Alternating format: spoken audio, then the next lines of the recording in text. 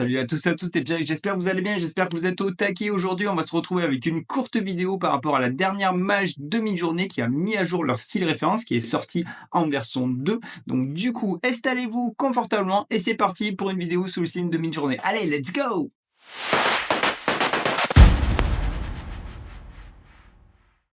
Allez, comme d'hab, on commence à douceur avec la note de mise à jour. Et pour cela, le plus simple, c'est d'aller directement sur le post de GeniArt. En fait, au moins, on a la note de mise à jour en français. Et pour rappel, c'est là-bas que vous aurez le meilleur Discord avec la meilleure communauté sur les IA et la tech. Donc, c'est sorti en version V2. Ça change pas l'UX que l'on avait lors de la sortie de la version V1. Ça a juste une amélioration de l'algorithme, une amélioration de la diffusion du style, une meilleure compréhension et aussi une amélioration du système de poids. Donc pour rappel, pour l'utiliser, c'est très simple, c'est exactement la même chose. On a la possibilité de mettre directement une image en référence en tapant --srf et une ou plusieurs URL en fait. Et ensuite, on a la possibilité de donner un poids. De base, le poids que vous allez utiliser si vous ne le modifiez pas sera à 100, mais on a la possibilité d'aller de 0 à 1000. Et pour impacter le poids, c'est --SW. Donc voilà pour le petit rappel. Et nous, on va tester ça et on va tester ça directement sur le site internet parce que visuellement, c'est quand même l'expérience utilisateur qui est la plus optimale pour montrer en vidéo. Alors, on va commencer par regarder quelques exemples que j'ai déjà mis en place avec la valeur par défaut. Donc, pour rappel, la valeur de 100, et vous allez voir qu'il y a déjà une assez bonne compréhension au niveau du style à diffuser. Donc là, au niveau du prompt, c'était très simple. Epic Landscape of Paris. Et l'image que j'avais mis de référence, c'était celle-ci. Et on se retrouve bien avec le style qui a bien été diffusé et une bonne cohérence. En fait, ça marche assez bien.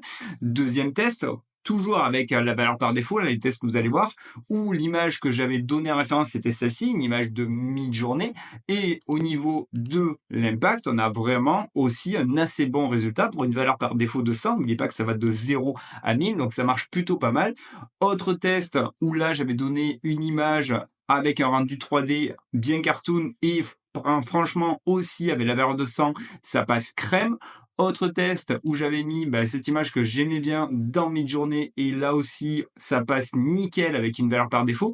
Donc vraiment, franchement, je suis assez impressionné déjà sans rien modifier, sans les jouer avec le poids de l'image de référence, ce qu'il est capable de mettre en place car ça marche assez bien avec la valeur de base. Là aussi, j'avais mis cette image-là de Midjourney et on se retrouve avec vraiment le cachet originel de l'image. Donc là, ça devient beaucoup plus facile à faire des images avec des styles spécifiques parce qu'au niveau du prompt, on se retrouve avec des prompts très minimalistes, très épurés parce que tout le reste est mis en place avec le style référence. Du coup, ce que je vous propose pour bien tester la vélocité de cette vidéo, c'est qu'on a testé avec un prompt simple l'impact que peut avoir le poids. En fait, n'oubliez pas que ça va de 0 à 1000 et que sortie d'usine, vous aurez une valeur de 100 et franchement, la valeur de 100, je trouve qu'elle est très très efficace. Donc là, j'ai mis en avant cette image-là, c'est une image d'un renard dans un style graffiti avec pas mal de couleurs, c'était un prompt qui avait pas mal de tokens.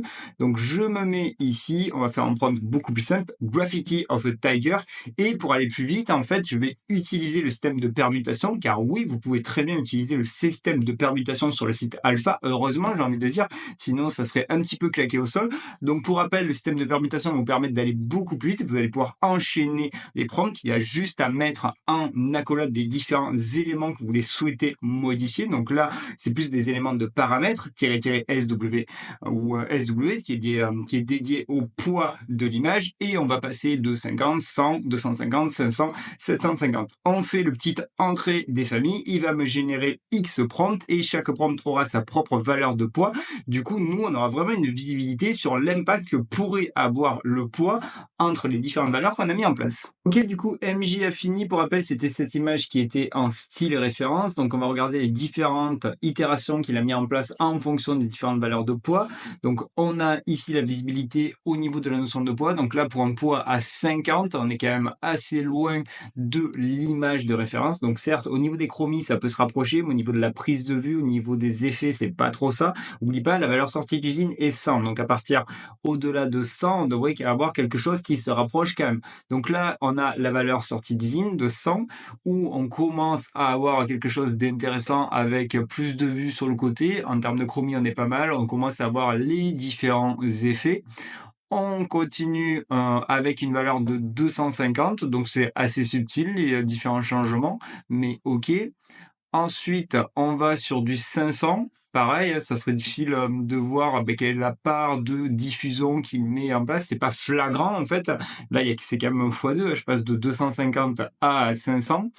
Ensuite, on va sur du 750 où là, il y a un peu plus d'effets d'éléments graphiques de type peinture en dehors et derrière la tête de l'animal. Et sur la valeur de 1000, on est aussi sur quelque chose d'assez subtil. Donc c'est pas flagrant en fait l'amélioration au niveau du poids. Je pense que c'est surtout au niveau de l'algorithme de style différence qu'ils ont vraiment amélioré la diffusion du style d'une image vers une autre au niveau, comme je dis, des valeurs de poids. Là, en tout cas, sur cet exemple-là, quand on regarde rapidement, ça serait difficile de voir qu'il y a parfois du x2 en poids. Bon, dans tous les cas, dites-moi dans les commentaires ce que vous en pensez. C'est plutôt cool car ça permet de rendre encore plus mid-journée grand public. Ça sera assez facile maintenant de générer des images avec des types de rendus différents en fonction de vos envies. Donc, c'est une belle amélioration du style référence. C'est plutôt cool. Si vous avez bien aimé la vidéo, vous savez quoi faire. Faites-moi exploser le like. Si vous voulez louper aucune autre des prochaines vidéos, c'est facile aussi. Vous cliquez sur la petite cloche des familles et bim, je publie une vidéo, vous êtes notifié. Et si vous voulez aider au développement de la chaîne, soutenir la chaîne, ça demande du temps, de l'investissement. C'est assez sportif de faire la veille au niveau des IA. C'est pas compliqué, c'est gratuit. Un petit CTA à cliquer et ça aide grandement. Allez, moi je vous dis prenez bien soin de vous. Salut, salut, ciao, ciao.